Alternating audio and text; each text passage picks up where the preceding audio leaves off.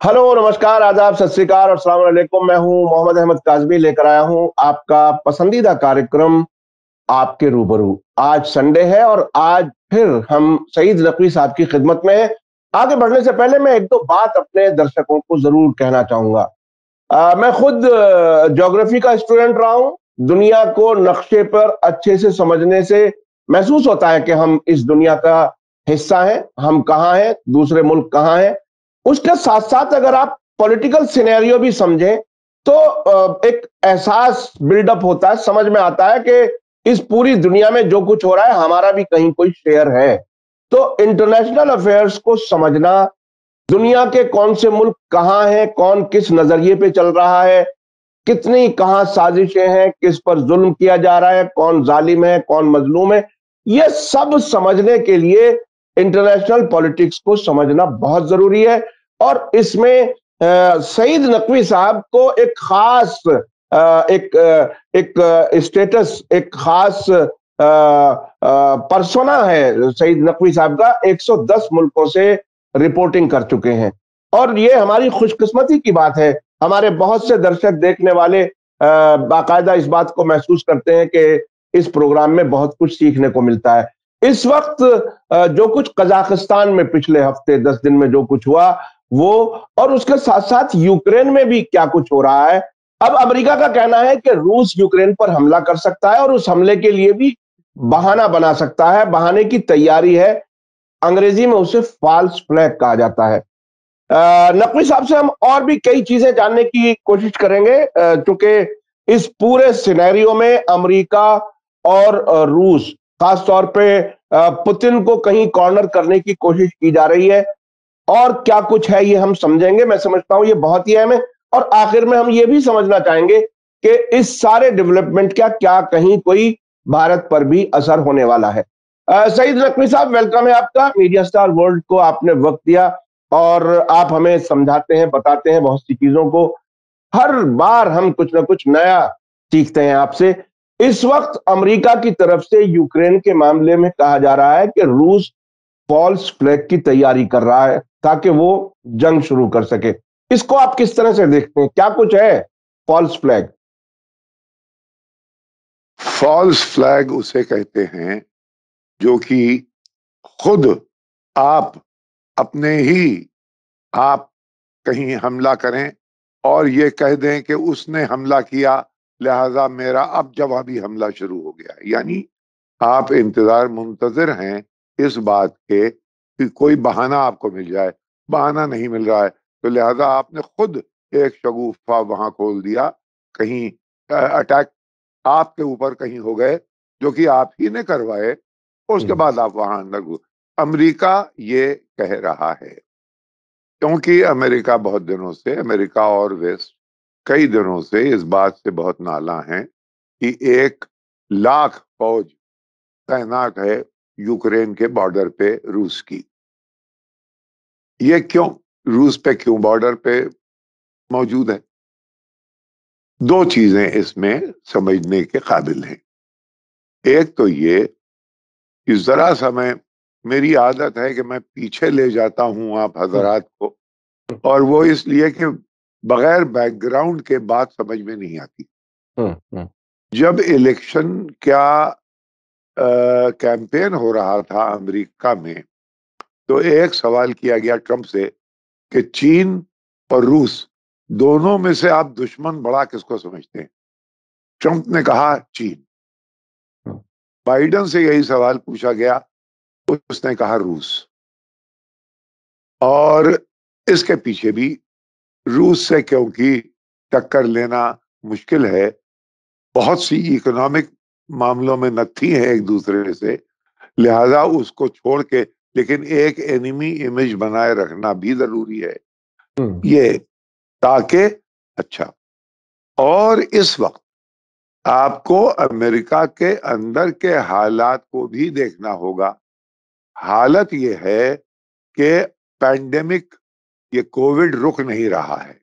Number 2, इस वक्त जो 6 जनवरी को हुआ था लास्ट ईयर, जो लोगों ने कैपिटल को ऑक्यूपाई कर लिया था, उसके लिए ट्रंप वगैरह माफी मांगने को तैयार नहीं है। इस वक्त जो रेस चल रही है उसमें ट्रंप और बाइडेन साहब 0.1 का फर्क है। यानी खतरा अमेरिका को अभी, जिसको कि सब लोग मजाक समझते थे जब ट्रंप आए थे, इस वक्त ये आलम है कि अगले इलेक्शन 2024 में ट्रंप दोबारा वापस आ सकते हैं।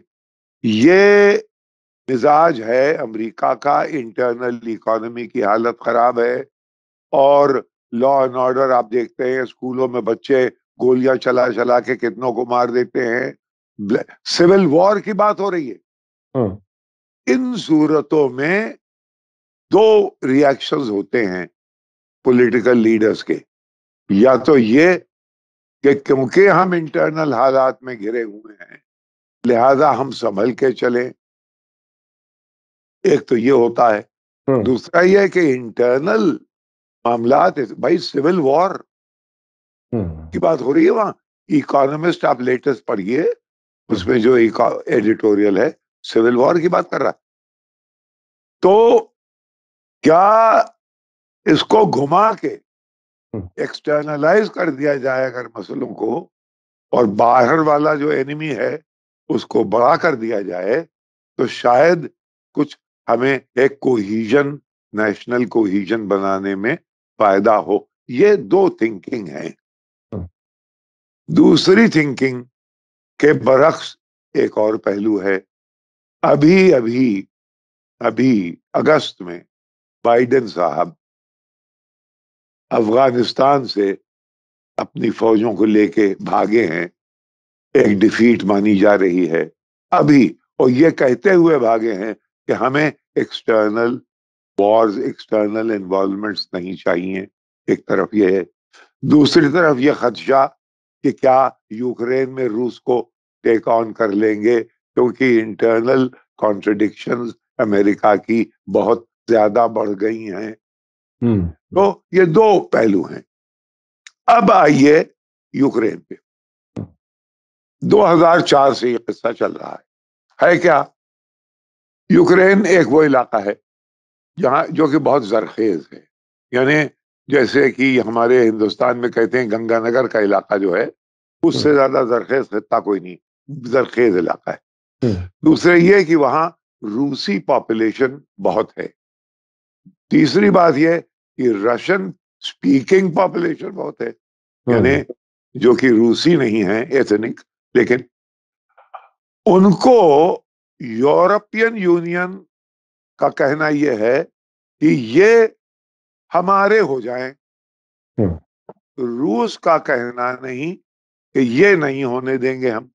दो चीजें हम नहीं होने देंगे। वो क्या? हम जॉर्जिया को और यूक्रेन को नेटो का हिस्सा नहीं बनने देंगे। वो रशियंस एक लीगल बाइंडिंग गारंटीज मांग रहे हैं। वो कह रहे हैं कि आप नेटो को ईस्टवर्ड, यानी हमारे बॉर्डर की तरफ अब नहीं बढ़ाएंगे, क्योंकि जॉर्जिया और यूक्रेन बिल्कुल हमारे बॉर्डर हैं।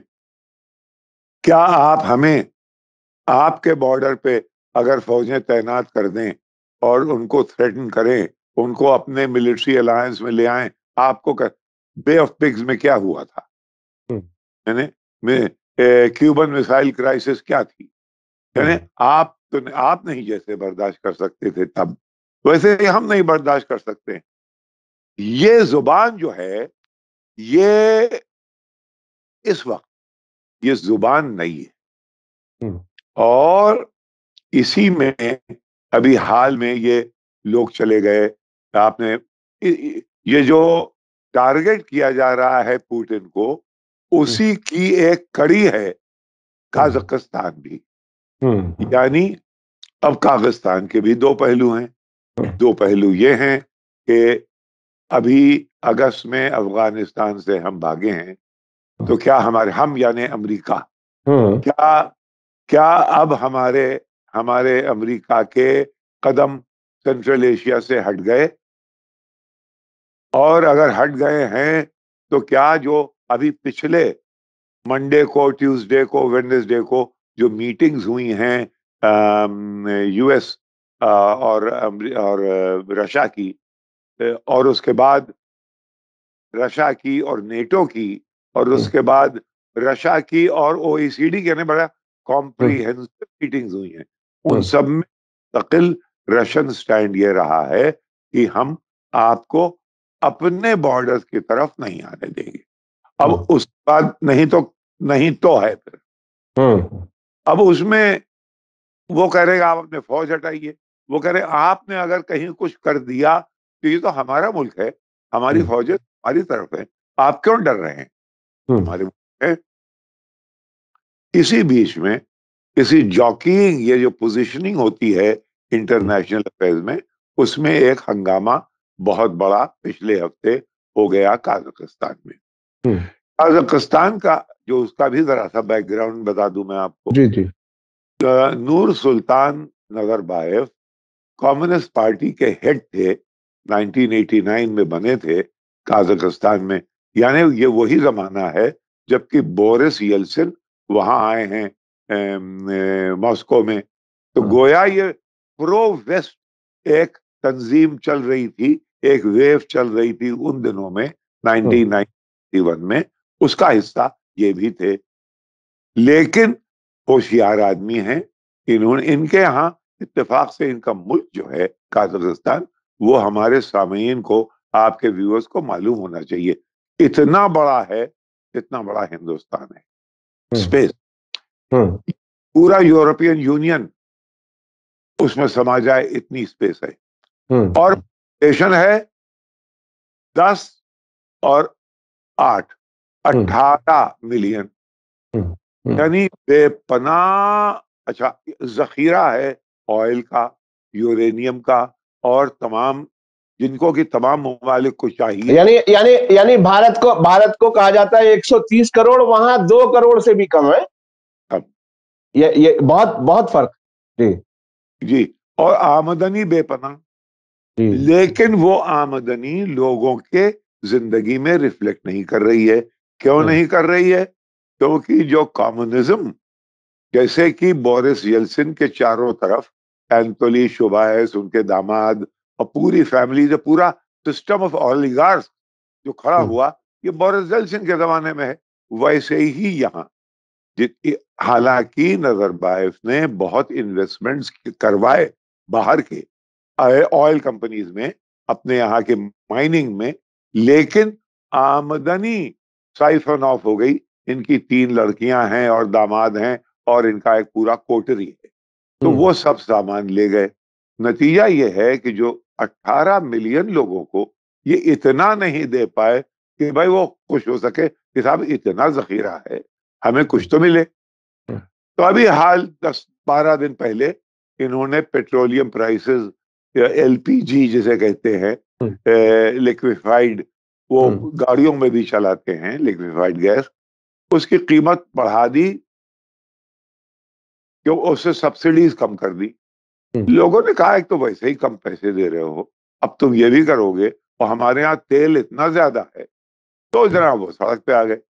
और एक सडनली इतने स्केल पे वायलेंस हो गई कि 130 लोग मर गए, फौजी उनके गले काट दिए, वगैरह वगैरह। ये आपसे पहले भी ये बात हो चुकी है, जी लेकिन जी। इस वक्त ये है कि अब मालूम ये हुआ कि नूर सुल्तान नजरबायेव ने 2021 में अपने आप को सुपर लीडर, गोया फादर ऑफ द नेशन बना दिया, और एक तोकायफ साहब, कासिम तोकायफ को उन्होंने प्रेसिडेंट बना दिया। अब कासिम तोकायफ ने ये देखा जब प्रेसिडेंसी में आया कि यार ये तो सारे पैसे इनके खानदान में जा रहे हैं, और ये 1990 से आए हुए हैं, जबकि अमेरिकियों से दोस्ती थी। उन दिनों में इन्होंने कुछ अरेंजमेंट्स कर रखे थे कि ये केमिकल वेपन्स की लेबोरेटरी इनकी सरकार से मिलके अलमाती, जो कि उन दिनों में कैपिटल था, उसके करीब बनी हुई हैं। ये जब जब हजरत तोकायफ को ये पता चला तो वो चौंका, उसके पास ये इंफॉर्मेशन थी। और जब यह हंगामा खड़ा हुआ तो नजरबायव के फैमिली और कोटरी ये कह रही थी भाई कहाँ ले आओ मुसीबत, ये तो चेक करता है हमें, तो इसको हटाओ। एक रेजिम चेंज की तंजीम हुई क्योंकि वक्त तोकायफ रूसी कैंप में ज्यादा थे। अब टीका पिट के गया है अफगानिस्तान, सीआईए ने फौरन इसमें मुखिल हो गया। ये एलिगेशंस है वहीं के, मैं नहीं जानता, ये वही एलिगेशंस जो मैंने पढ़े हैं वो ये कि सीआईए आ गया और सीआईए के साथ इनकी नजरबायव की कोटरी मिल गई, वो कोटरी गई तो ये हंगामा रिजीम चेंज पे जब आ गई बात तो तोकायफ ने कहा कि एक हमारे पास भी नेटो नुमा एक छोटी सी ऑर्गेनाइजेशन है, the organization of central Asian states, उसके सरबराह हैं हमारे रूस, उसके 2500 फौजें बुलाइए और इसको कीजिए। ये लोग रिजीम चेंज के चक्कर में फौरन रूसी फोर्सेस आ गई। जब रूसी फोर्सेस आ गई, अरे भाई वो तो आपस का मामला था, तो ब्लिंकन साहब ने एक स्टेटमेंट कह दिया, हाँ साहब ये तो बड़ा खराब हो रहा है, क्योंकि जब रूसी किसी के घर में घुसते हैं तो फिर उनको निकालना बड़ा मुश्किल होता है। ये उन्होंने कहा ही था कि 5 दिन ऑपरेशंस करने के बाद रूसी फौजें वहां से जाने लगी और जाते जाते वो ब्लिंकन साहब को एक नामे मोहब्बत दे गई। वो मैं वो पढ़ूं, बड़ा ऐसा डिप्टी में इतना सख्त कभी सख्त जुबान। उन्होंने कहा कि जो रूसी जब हमारे घर में आते हैं तो निकलते नहीं। उन्होंने जवाब, when Americans are in your house it can become difficult to stay alive. आप रहना मुश्किल है अगर अमेरिकी आपके घर में आ जाए। और robbed and rape Indians of north America, यानी जब ओरिजिनल इंडियंस थे उनका जेनोसाइड के आपने मुल्क बनाया है, आप वहीं। और Koreans, Vietnamese, Iraqis, Panamanians, Yugoslav, Libyans, Syrians and other unfortunate people who are unlucky enough to see these uninvited guests। यानी ये इस लहजे में बहुत कुछ है, इस पढ़ रहा हूं। गेस्ट जब आपके घरों में आ जाते हैं, इनसे पूछिए, आपने कह दिया कि साहब रूसी एक दफा घर में आ जाता है तो जाता नहीं। ये देखिए ये फेहरिस्त उसने इतनी जुबान में गुफ्तगू में मैंने नहीं सुनी भाई। यानी शॉर्ट ऑफ 4 लेटर वर्ड्स, यानी अमीनाबाद की जुबान नहीं है लेकिन तकरीर साहब आपका हम आप हैं कौन ये कह दिया। तो ये मामला टेंस है और अभी तक ये तय नहीं हो पाया है। 3 मीटिंग्स जो हुई थी जिनेवा में और ब्रसल्स में, उसमें ये नहीं तय हो पाया कि ये इनको एक रिटन गारंटी दे दें कि साहब लीगल गारंटी कि हम ईस्टवर्ड नहीं जाएंगे। अब ये टेंशन बना हुआ है। अब टेंशन बना हुआ है, उसका फायदा ये है कि भाई अगर वाकई में देखिए वो भी छोड़ने वाले नहीं इस वक्त, क्योंकि उन्होंने अगर आपने डोबास का जो इलाका है और यूक्रेनियन को उकसाया कि साहब रूसी इलाके पे हमला कर दें तो ये अंदर तो ये एक जॉकिंग चल रही है।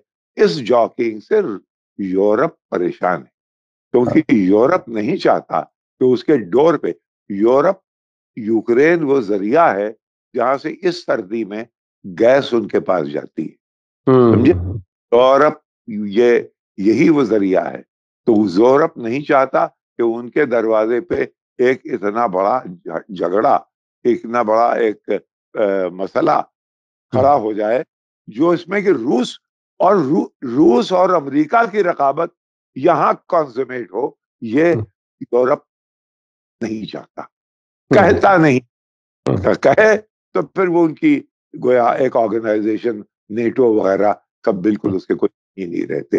ये सरसरी तौर से ये है किस्सा। अच्छा अच्छा, ऐसे वक्त में जबकि अफगानिस्तान से वापस गया है अमेरिका, रेटिंग जैसी आप बता रहे हैं, पॉपुलैरिटी लेवल की जो बाइडन और ट्रंप की बहुत ही हल्का सा स्लाइट सा फर्क है। आमतौर पर एक परसेप्शन अमेरिकन मीडिया से जो मिलता है, हम तक पहुंचता है, वो ये कि जो बाइडन कमजोर प्रेसिडेंट है। ऐसी हालत में कहीं कोई ऐसा एडवेंचर अमेरिका ले सकता है अब भी, क्योंकि जैसा कि आपने बताया कि यूरोपियन मुल्क नहीं चाहते कि उनके दरवाजे पर कोई हंगामा हो, कोई ये हो। क्या यूरोप भी अमेरिका की उस हेजेमोनिक सोच का शिकार बन सकती है? ऐसे हालात हैं क्या? उस हेजेमोनिक सोच से निकलने की तमाम कोशिश कर रहा है यूरोप, सिवाय बर्तानिया में, जो कि स्पेशल रिलेशनशिप है, और ये जो जॉनसन, जॉनसन। हाँ, बोरिस जॉनसन ने कुछ लॉज ऐसे लाए हैं जो कि इतने ड्रैकोनियन हैं, जो कि उनको बिल्कुल हंगरी के ओरबान साहब की तरह कर देगा। एक अजीब कयामत ये हो रही है, यानी बर्तानिया में anti democratic trend conservative prime minister के मातहती में चल रहा है, जिससे कि वहां कंजर्वेटिव नाराज हैं, लोग नाराज हैं, और ये भी है कि ये कितने दिन चलेंगे। तो ये दोनों दोस्त जो हैं, ये इस वक्त सन्नाटे में है, क्योंकि ब्रेक्सिट नहीं चल रहा। आपने वादा किया था कि ब्रेक्सिट से हमारा फायदा होगा, ब्रेक्सिट अभी खटाई में पड़ा हुआ है नॉर्दर्न आयरलैंड की वजह से। तो लिहाजा हर तरफ ये पूरा अलायंस खदशे में है। इस बीच में एक बहुत अहम चीज हो गई, ये भी, इसका भी जरा बैकग्राउंड में तस्करा कर चुका हूं। फिर अमेरिकी फॉरेन पॉलिसी पंडित्स और थिंकर्स का ये कहना है कि इस वक्त कमजोर हालत में हमारी डिप्लोमेसी की आयन टारगेट ये होना चाहिए कि रूस और चीन को दूर रखो, इनको किसी तरह से दूर रखो। ये मिल जाएंगे तो हमारे लिए मुश्किल हो जाएगी। काजाकिस्तान के मामले में जब प्रेसिडेंट तोकायव ने ये सेंट्रल एशियन फोर्सेस अपने मुल्क में मंगाई, तो सबसे पहले सी जिनपिंग आगे आए। उन्होंने कहा ये बिल्कुल सही है, ये दुरुस्त है। यानी बाकायदा कभी उस लेवल पे एंडोर्समेंट नहीं होता, उसने इसको एंडोर्स किया कि बिल्कुल सही है। आप लोग रिजीम चेंज चाह रहे थे, उसको रोकने के लिए कि एक इन लोगों की ऑर्गेनाइजेशन है, वो आई है मदद करने के लिए। तो यानी बिल्कुल काया पलट हो गई। आप ये चाह रहे हैं कि अलग हो, वो और करीब आ गए। तो ये सिचुएशन जो है वो, अच्छा, काजाकिस्तान का मामला वेस्ट के हक में नहीं गया, आप पकड़ लिए गए, आपके हाथ देख लिए गए कि साहब आप वहां न्यूक्लियर वेपन, ये केमिकल वेपन बना रहे थे 1990 से, जबकि मूड वहां दूसरा था। लेकिन चूंकि वो बन रहा था और नजरबाज साहब बोल नहीं रहे थे, तो तोकायफ ने उसके ऊपर सीटी बजा दी। अब जब उन्होंने सीटी बजा दी, तो अभी ये नहीं मालूम कि नजरबाज है कहाँ, सुना ये तो मुल्क में नहीं है। तो अभी आना खत्म नहीं हुआ है। नहीं, वहां वहां वहां वहां तोकायफ ने यह भी कहा है कि प्रेसिडेंट की प्रॉपर्टीज जो है वो बाकायदा पब्लिक को ऑक्शन की जाएंगी, यानी वो उनके लिए ये बात भी कही है। तो ऐसे कुछ हालात हैं कि वो अपने प्रीडिसेसर के ना, और प्रीडिसेसर के बहुत ही गहरे जगहों जगहों पे उसके लोग हैं, और सीआईए के उनसे ताल्लुकात हैं। तो ये चीजें अभी कॉम्बिनेशन, देखिए, अलमाती से इतनी दौलत थी कि लेके गए इन्होंने, बाकायदा अस्ताना एक नया कैपिटल बनाया। लेकिन मौसूफ को ये भी शौक हुआ कि वो अस्ताना नहीं, उसका नाम इन्होंने नूर सुल्तान रख दिया। नूर सुल्तान नजरबायव इनका नाम है, तो नूर सुल्तान उसका नाम हो गया। तो अब वो नाम हटा दिया गया है, तख्ती हटा दी गई है, नूर सुल्तान नहीं, ये अस्ताना है। तो गोया ये दोनों की रकाबतें और दोनों के अलग अलग सपोर्टर्स, वेस्ट नजरबायव की तरफ और ये रूस तोकायव की तरफ। अच्छा नकवी साहब, आखिरी सवाल में मैं चाहता हूं कि आप जरा बताइए कि ऐसे वक्त में जबकि बज़ाहिर अमेरिका कमजोर होता हुआ नजर आ रहा है और ये इलाका हमसे बहुत दूर नहीं है, चीन और रूस और इंडिया और ये सेंट्रल एशियन ममालिक, ये तकरीबन एक साथ है, एक सीक्वेंस में है। इन सब वाकयात का असर हम पर क्या कुछ होने वाला है? क्या कुछ हम पे असर होगा? क्या कुछ है इसका? कहीं कुछ हमें भी कुछ सीखना चाहिए इससे, क्या है? बहुत बड़ा असर होगा और होगा वो, लेकिन ये इलेक्शन हो जाने दीजिए। ये हम्म। यूपी, पंजाब, गोवा, उत्तराखंड, मणिपुर में तो ये इलेक्शन, शायद ये इलेक्शंस हो जाएं, यूपी पंजाब खास करके ये इलेक्शंस हो जाएंगे। उसके बाद अब इनको अमेरिका से अपने आप को दूर करना, इक्वी डिस्टेंट करना रूस और अमेरिका के बीच में, ये तो फॉरेन पॉलिसी गिवन है, ये हम्म। होगा। अगर हम्म। ये हुआ तो रूस की और चीन की जो दोस्ती है उसका असर इस मूव हम्म। पे पड़ेगा। तो हम्म। आप ये देखेंगे, आपके सामईन ये लिख ले, हम्म। इन इलेक्शनों के बाद हम्म। हिंदुस्तान की फॉरेन पॉलिसी नेबर्स की तरफ बदलेगी। और उसका एक इशारा पाकिस्तान की तरफ से भी आ गया है। मैंने पाकिस्तान की तरफ से नई सिक्योरिटी पॉलिसी का जो ऐलान हाँ, हुआ है, वो भी सामने आ गया है। बहुत अहम बात आपने कही है कि उस ताली दो हाथों से बजती है, हाँ। उन्होंने डिक्लेयर कर दिया है ऑलरेडी। हाँ। हाँ। और अभी हाल में यहाँ पाकिस्तान की हॉकी टीम जूनियर आके खेल के चली गई। Back room, back channels Muscat में मिल रहे हैं। हम्म। वो हम्म। वो एक मीटिंग रुक गई इसकी वजह से, कोई कोविड की वजह से, हम्म। वरना सिलसिले जारी हैं। हाँ। हम अच्छा सर, एक सवाल बिल्कुल आखिर में, एक जर्नलिस्ट, इतना लंबे तजर्बे के बाद आपने बहुत से इंटरव्यू किए हैं, कभी कभी गेस्ट को गुस्सा भी आता होगा, आपने जिन लोगों के गेस्ट जिनके इंटरव्यूज किए हैं। अभी पिछले हफ्ते दो वाकयात हुए हैं, एक अमेरिका में और एक इंडिया में। वो बहुत ही दिलचस्प है।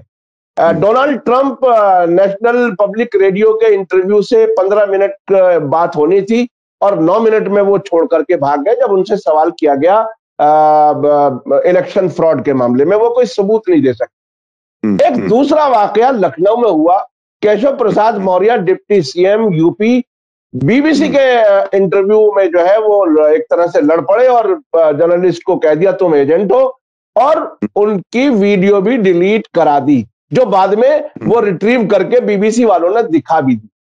इन दोनों वाकयात को मिला के आप कुछ, कोई खास कुछ अगर नतीजा आप बता सके कि ये क्या है, ये सोच क्या है?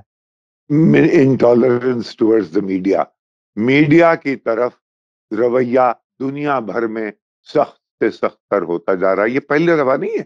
हमारे प्राइम मिनिस्टर आपको करण थापड़ से इंटरव्यू करते करते बीच में उठ के चले गए थे, आपको याद है? जी जी जी, बिल्कुल बिल्कुल। इंटरव्यू बीच में उठ के चले गए थे। एक दफा इंटरव्यू हो रहा था कहीं और अंदर लोग अपने दोस्त थे, उन्होंने बताया कि जब इंटरव्यूअर ने कोई सवाल किया पाकिस्तान के ऊपर, तो प्राइम मिनिस्टर ने कहा देखो तुम ये सवाल ऐसे करो, ये अगर ये सवाल मुझे करवाना था तो मैं करण थापड़ को बुलाता। यानी यानी मदारी भी मैं ही हूं। तो ये ये है, तो एक इंटॉलरेंस टुवर्ड्स द मीडिया। लेकिन सब बड़ा अच्छा लगा आपके इस प्रोग्राम पे कि कमाल खान का इंतकाल हो गया। मेरे ख्याल में खराज तहसीन का हकदार है वो आदमी। बेशक बेशक। कि उसने ऐसी अपनी क्रेडिबिलिटी और साख बना रखी थी कि इस आज योगी भी उसके घर गए, और ये जो इलेक्शन लड़ रहे हैं दोनों तीनों, सब उसके घर गए हैं। और ये बहुत ही, और इस वक्त इस जमाने में एक ऐसा जर्नलिस्ट जिसको कि सब तरफ से, दो तरफ की फौज में गुल था दुरूद का, ये जो है ये एक बहुत ही खास बात है। और आपके ऑडियंस, आपके व्यूअर्स को भी इस बात के लिए एक दो ले ले कि भाई कमाल खान के लिए हमें उनको याद कर ले, एक 20 सेकंड।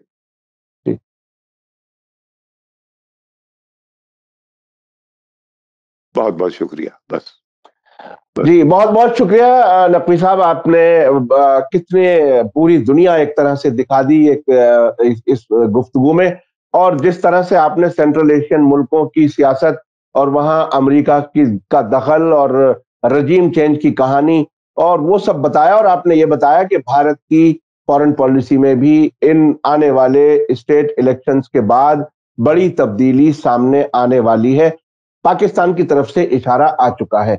बहुत बहुत शुक्रिया नकवी साहब, आपने वक्त दिया। इसी के साथ मुझे दीजिए इजाजत। धन्यवाद, शुक्रिया। जय भारत, जय हिंद। मीडिया स्टार वर्ल्ड के और वीडियो देखने के लिए हमारे चैनल को सब्सक्राइब करें और सीधे नोटिफिकेशन पाने के लिए बेल आइकन दबाएं। और अगर हमारी खबर सच्ची और अच्छी लगे तो अपने व्हाट्सएप, इंस्टाग्राम, फेसबुक और ट्विटर अकाउंट पर जरूर शेयर करें।